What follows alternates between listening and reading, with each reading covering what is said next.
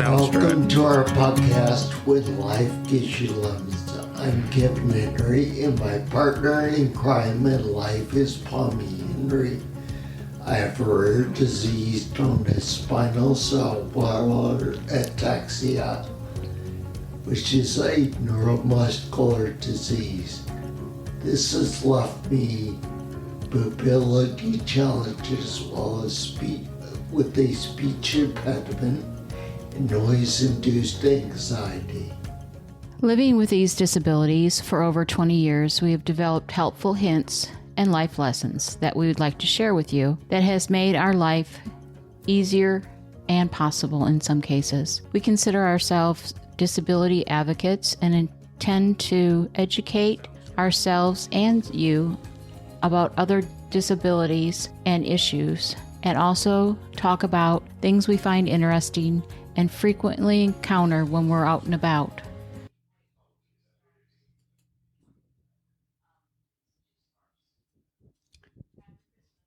Welcome back to our show. What we're doing is replaying classic episodes from last year to make up during the break that we have for the holiday season.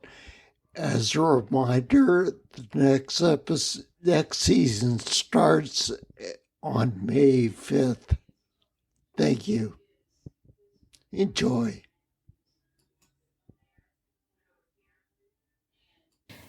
Hi again. This is When Life Gives You Lemons. I'm Palmy. And I'm Kevin. And this episode, we're going to do a little out of our comfort zone here. It's not exactly about disabilities. It's a lot of, Kevin's really into history, and he's been researching 3 controversial conditions from our past and present. Remember, neither host is a physician, and any medical opinions are made by other opinions as to historical facts. So the 3 controversial conditions are the dancing plague, Gulf War syndrome, and long COVID. Why don't the one I found most interesting, because I had never heard anything about it, was the dancing plague. Yeah, it's fairly well documented in history. It's kind of overshadowed by the bubonic plague or the Black Death. So as it should be. That tends to, grab a lot more headlines than, say, the dancing fever. Which does not seem like it would be a bad thing. Unless you died of it. Yeah, it doesn't seem really that bad, but apparently people did die from it. So, yeah. So here's some facts. The outbreak began in July of 1518 when a woman from Strasbourg, Kevin's the pronouncer, started dancing continuously, and it went on for weeks and weeks straight. And the funny part, not funny, but the interesting part was that immediately, or as it lagged on, more and more people came down with this illness called the dancing chaos. It has said to claim 400 victims, where the dancers would dance until they collapsed, dying of either a heart attack or, I imagine, heat stroke or, dehydration. I imagine there's a lot of things that could cause. But by that early September, the outbreak began to subside, and the dancers that had not perished were sent to a mountain shrine to pray for absolution. So we have to kind of keep our mind in the times period that we're talking here, which is 1518. So during that time period, we were experiencing the plague, the Black Death. People were going hungry. There was a lot of stress, just everyday stress, I imagine. People were dying all around you. So that contributed, they think, to this disease. There were several opinions on what had caused it. Do you remember what they are, Kev? One of them was a fungus that infects grains. Basically, it forms a Ergot. It forms a substance similar to LSD, and it's basically the drug LSD when it was synthesized was using ergot as a metal. So it's psychogenic for sure.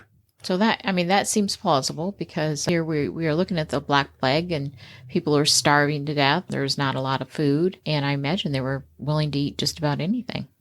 I think you made a joke when we were preparing for this episode that, the 5-second rule did not apply back then. It was more like eat it when you find it. Eat it where and when you find it. There you go. Another one of the speculations on how this happened was mass hypnosis or mass hysteria. Yeah, that has happened a lot in the past. I know there were several episodes where... Which kind of seems more feasible. I mean, if you dose people with LSD, odds are they don't all have the same hallucination. Right. So, that was what the doctors concluded too. Yeah. Present doctors. I mean, it's possible that, someone would comment, "Oh, I hear music, I must dance." And that would impress upon others to have the same auditory hallucination. Similar to the witch trials of Salem. Yeah, there's some speculation that ergot played a role in that as well. But I think that was more a case of somebody doing something unusual, and the times were such. Suspicious. Medical science had, progressed to a point where they'd slap leeches on you or bleed you to balance your humors. And there was no such thing as mental illness. And nobody understood any of the core principles of what we now call mass hysteria or mass hypnosis. So, because this was a while ago, there is no way to test for the drug-induced ergot theory, if you will. Yeah, they jumped right to demonic possession. Yeah, and divine judgment. So that would have been a scary time. That lady that we talked about that started the dancing, she was not the first in history to have that happen. There were several times in the medieval ages, in the 11th century, in Saxony, where it was believed that a woman was bitten by a tarantula, and the venom made her dance convulsively. So there's a lot of you hear stories, and they may be fish stories where, it may not have been as bad as it was, or, she wasn't really dancing. She just was having convulsions on the ground. No, they pretty conclusively determined they weren't convulsions because of the length of time it was affecting people, like a week or whatever it was. Yeah, that is a long time. Whereas if you had convulsions, it would not last that long, and whatever it was causing them would have either killed you or presented another way by then. Makes sense.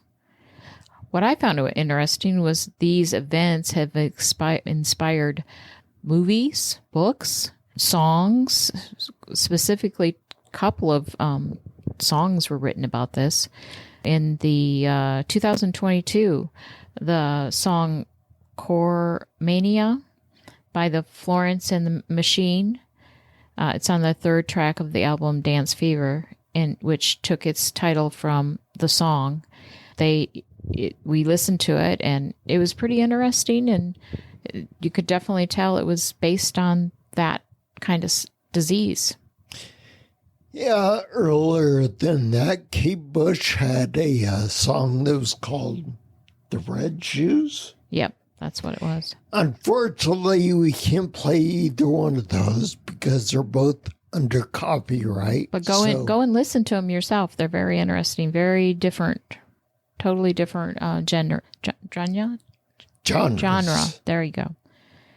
And then they said that this, for Kate Bush, she said in her notes that the song was inspired by the characters in Michael Powell's film of the same name, Red Shoes, which itself was inspired by a fairy tale by the same name by Hans Christian Andersen, which we all know. He's tons of fairy tales. And they all had weird takes lessons. Lessons for children. And they were kind of like morality tales, if you will, for children. Beware tales. But would you explain a little bit about the significance of red shoes? Oh, yes, that's right. Back in that episode in the 1518, the people, those that were danced were ordered to go to the shrine of Saint Vistus, and they were made to wear red shoes that were sprinkled with holy water and painted crosses on the tops and soles. They also had to hold a small cross in their hand and incense and do Latin incantations as part of this ritual to be forgiven by Saint Victorous. Of course, the church took credit that the dancing plague had ended by the results, saying that their rituals were successful and able to eliminate it. Well, imagine back in that time with the sway that the church had in everyday life. If they said something like that, people just generally accepted it as being true. Right. Okay, next on the list is Gulf War syndrome. Yeah, you know a lot about that. Well, I do because I read a lot about it while I was in the Army. I was in the Army during the Gulf War. I think it was a statistic we were reading where 1/3 of the deployed soldiers came back with Gulf War syndrome. Correct. Yep, that's correct. And that is a medical nut that doctors never cracked what exactly caused it.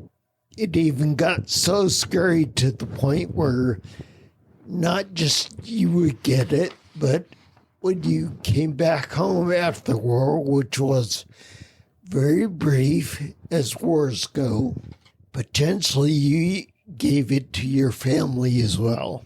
But here we're looking at, the symptoms were very vague. Fatigue, muscles, skeletal pain, cognitive problems, skin rashes, diarrhea. Again, this is not list is not intended to be all composing. All inclusive. Yeah.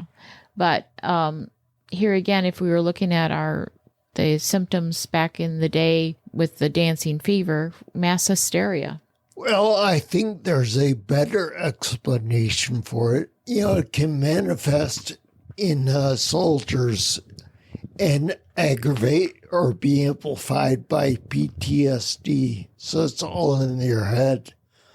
And then when they get back home, you don't hear a lot about this, but when you actually deploy to war, of course, your family back home is very worried about you, your safety, and all that stuff.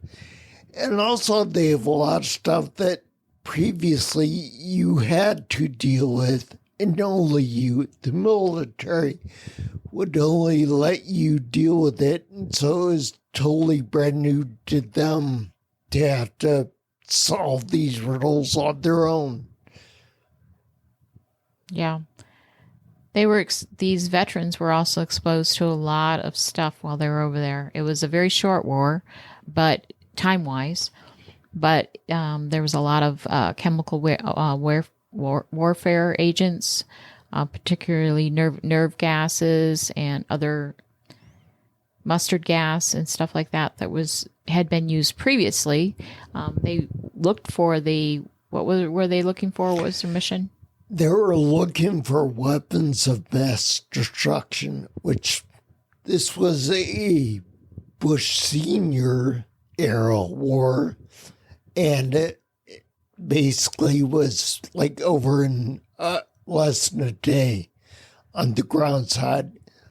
But they did undergo a very long period of airstrikes and artillery strikes before the ground forces moved in. So basically, they wanted to take out as many enemy forces as possible before our forces. It was actually a coalition of many nations became involved in the actual shooting part of the war. That, like I said, lasted a day. And at that point, the goal of making Iraq leave Kuwait was accomplished. So we didn't invade Iraq after that. We just liberated Kuwait. So Saddam Hussein was in power at the time, and yes, he did use chemical weapons against several villages in his own country. So we know he had them for the later war, but we don't know if he managed to hide them well enough to never be found, or perhaps he just used them all up. Yeah. Yeah. There's a lot of psychological factors in that too, where you're, being told that there is, weapons of mass destruction. So for the veterans that were there and their families, there was a lot of stress, post-stress trauma. PTSD. That's right. Yeah. Imagine being, say, a charcoal-laden suit on with your gas mask. It's hot in cold weather, so I can't imagine wearing it in hot weather like you'd encounter in the desert. And then there was stuff like the the drills that were set on fire. So there was a lot of exposure to that kind of those chemicals. What God only knows what they're burning, and they were breathing into their bodies. So that brings us to long. Well, let's COVID. talk about what they're doing as for there is no cure, of course. There's all three of these have the same issue. There is no cure. But on behalf of the Department of the Veterans Affairs, they conducted a study and released a report recommending that veterans who were experiencing symptoms related to the CMI, an integrated system-wide long-term management approach should be implemented. And what they do is they are basically treating the symptoms. Right, yeah. Which is what all three of these have in common. They just have, well, in the case of like the medieval dancing plague, they did their best to treat the symptoms. Of course, they were still worried about things like demonic possession and lack of medical knowledge at the time. So the Department of Veterans Affairs didn't slap leeches on anybody, did the best of my knowledge. Oh, here it is. The approach is called cognitive behavior treatment, which it may help the patients with non-specific symptoms lead more productive lives by actively managing their symptoms. So that was their Band-Aid for that. And so the third thing we're coming to is the most recent. 3 years ago now? Yeah, well, that varies, but yes. Yeah. It's been around a while. So it's COVID-19. Da, da, da, da. Yeah, our latest most people caught COVID and sought medical treatment and went along their merry way and have returned to normal by now. But very few people, it seems like, never really ditched COVID. And doctors aren't sure why. And this is called long COVID. It's more of a term developed by people who associated with it because they feel the underlying cause was COVID, and long COVID because, well, the symptoms never really went away. They still have things like fatigue, shortness of breath, cognitive problems, symptoms that come and go, which can impact someone's everyday life and can't be explained by other health issues. So SARS-CoV-2 can attack the body in a range of ways, causing damage to the lungs, heart, nervous system, kidneys, liver, and other organs. The mental health problems can arise from the grief and loss and unresolved pain or fatigue, or from post-traumatic stress syndrome after being treated in the ICU. So we really don't know. They really don't know when you get a light case of it, what exactly is infected or is affected in your body. You could have have had damage and it not have shown up until one, you can't smell or taste anything. That's a very common complaint with a lot of COVID sufferers and long COVID sufferers also. Or you might have a altered sense of taste or smell. Things you really like the taste of before are kind of like repulsive. Same with smells. You might have had a favorite smell that just didn't do it for you anymore. And that doesn't happen with everybody either. So big question was, did COVID vaccines does it prevent the long COVID? Basic education is that getting a vaccination will lower the risk of the infection. While breakthrough infections are possible, fully vaccinated and boosted is the most effective way to reduce the risk of hospitalization and death due to COVID.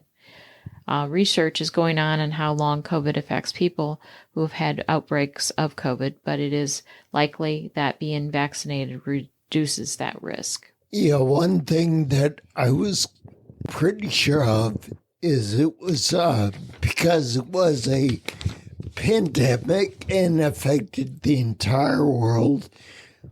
We learned in history class about something called the Spanish flu, which wasn't really Spanish, but killed a lot of people. And it was similar in that there were a lot of the same arguments in our country surfaced. I remember sitting in history class taking notes saying, I am so glad that we are smarter enough not to do this again. But that's exactly what we did again. That's why we should learn about history, so we don't repeat it. Well, yeah, the problem with learning about history is then you have to watch everybody else repeat it. Yeah. But one thing that all three of these had in common, and that was the theme we were going for. If someone says there's a problem with me, there is a problem. And in all three of these, all they could do was treat symptoms. They couldn't find a cause, or they haven't found a cause yet in the case of long COVID. So, and the Gulf War syndrome.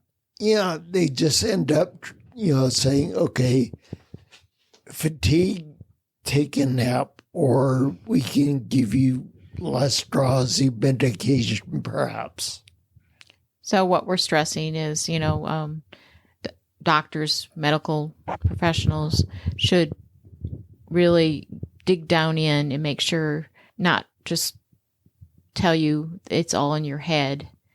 There's quite a few of diseases that, had to be stressed and pushed and researched in order for us to come up with the diagnosis in the end. And so we thought we were better than that, but it's been going on for, since the Middle Ages. Same thing.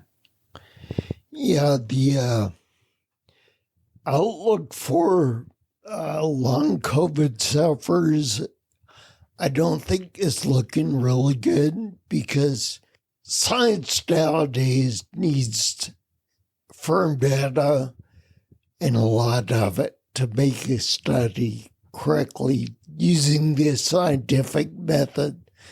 Same with the Gulf War. There's not a lot of long COVID sufferers, and B, it seemed like every state, every county, every hospital had a different way of sorting data. So it's like it turned out to be almost impossible for medical researchers to get COVID data, accurate COVID data that works with their study. Scientific methods. Yeah, basically, I think initially there were a couple studies of COVID that were published, but then later had to be retracted because they found out the data wouldn't match up with their data. So it kind of invalidated their conclusions, scientifically, I mean. And unfortunately, the sufferers are the ones that, have to end up dealing with it on a day-to-day basis. And as we all know, there are several medical conditions that people claim to have certain symptoms, like some of the rare diseases. Some of them may have some sort of connection to a mental problem. A lot of the brain problems have not really been researched adequately to address that, whether or not that is a cause. But it's extremely frustrating to go to a physician or a medical professional, say, hey, I've got this problem, and they'll tell you, you're just making that up. Or it's in your head, or do this and you'll feel better. Take this pill and you'll feel better. When there's something bigger that they need to investigate and figure it out what it is. And to add insult to injury, there are people out there that will sell you snake oil to fix all your problems, but it's just that it's fake. If that is in your head, I guess that would fix your problem, but if you think it works. But as far as actually fixing a real condition, no, it won't. Well, I think we talked about all three, and I learned quite a bit from it. I hope you guys did too. We'll be coming back with our 4th episode here. We're doing a little jumping around and some people have suggested some episodes for us, and so we're digging into the research now and gonna get those ready to go. We'll download. The very next episode was inspired actually by my wife dragging me to see the Barbie movie. And he loved it, didn't you? It was entertaining, but I wouldn't say loved was the correct word. I had to use one of my chick flick movies. Yeah, she only gets a few of those a year, so just be forewarned that we'll be talking about Barbie stuff, Barbie-related stuff, and maybe you already have, seen what we're going to talk about if you've already seen this movie or not. It's not about Barbie. The episode will be about how disabilities have been integrated into this modern society, basically. Yeah, but Barbie's a good. We noticed it. It was a good example because we noticed it there, and we got some hard data from it. So instead of just going by opinion or how it makes us feel, we'll talk about what we saw and why it was that way. And what it was in the past and what it is now. Hopefully it's getting better. That's all you can hope for. Yeah. Well, bye now. We'll talk to you later. See you next time. We are always looking to improve the podcast, so if you want to hear a specific topic, have a differing opinion, want to add something to the conversation, drop us an email. Our contact information is listed on our website. It's www.whenlifegivesyoulemons.net. We have recently added a companion YouTube channel called Making the Lemonade. If you enjoy the podcast, continue your enjoyment by joining us on YouTube.